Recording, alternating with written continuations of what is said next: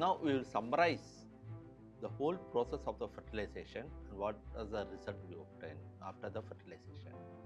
The first one is its fertilization stimulates the secondary oocyte to complete the meiotic division, second meiotic division, and the oocyte which contain 23 chromosomes will become diploid chromosome by combining with the sperm chromosome of 23, and by mixing the 23 plus 23 chromosomes by various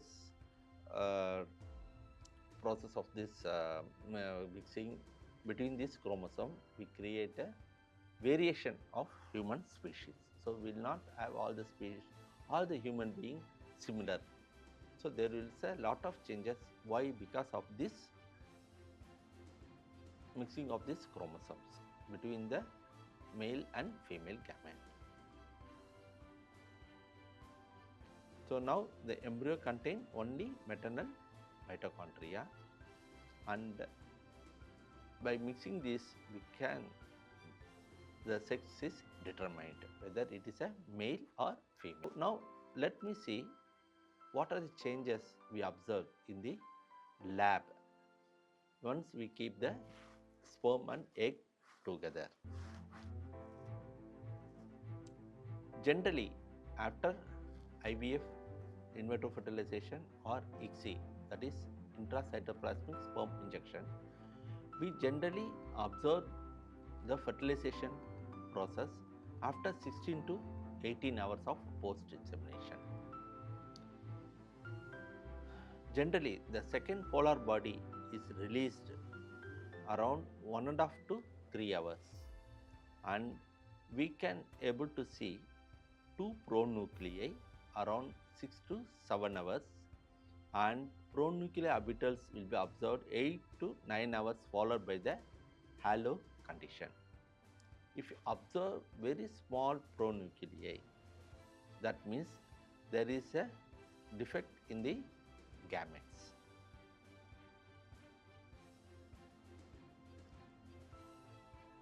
And sometimes even in artificial fertilization, we can see a total fertilization failure. This is 1 to 3% of cases we observe generally in all the infertility centers. Why?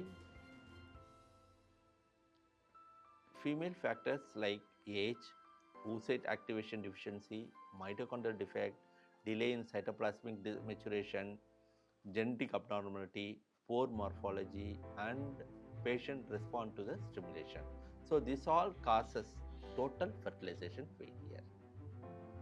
And sometimes we observe the second polar body in the oocyte, and that means it is matured nuclear maturation, but the cytoplasmic maturation is not completed. So when we do ICSI or IVF, so we will get this fertilization failure. And regarding the sperm related factor like motility and the origin, maturity, and sometimes absence of the acrosome, which is called globozoospermia, this condition also causes total fertilization failure. And lastly, the technique of how the embryologists perform the ICSI procedure also play a very important role in the fertilization form. So if you are not performing this ICSI procedure in a correct way, we will get total fertilization failure. Now let me see some of the abnormal condition observed in the IVF lab. So this is a normal fertilization where you can see 2 polar body. Can you able to see 2 polar body and 2 pronuclei, and this precursor nuclear bodies present in the central part of this 2 pronucleus. That is, it is aligned at the correct center. So this is a normal fertilization. If you observe this zygote, that means this will develop into a good embryo. So there are some of the abnormal fertilization we observe every day in the IVF lab. So can you able to see there is a space between the 2 pronuclei. So that indicate there is a defect in the male centriole. And also, when you draw an imaginary line at the center of this pronuclei and a perpendicular line between this polar body, there should be angle less than 50 degree. So this means it is good embryo. And if you see very small micro droplets of pronuclear precursor bodies in the pronuclei, so this also has an abnormal. Now I end up my session. I hope you all understood what is fertilization, what are the abnormal fertilization, what embryologists do in the IVF lab to get this fertilization process. And with this, I conclude and thank you very much for listening my session very cleanly and patiently. Thank you. Asante.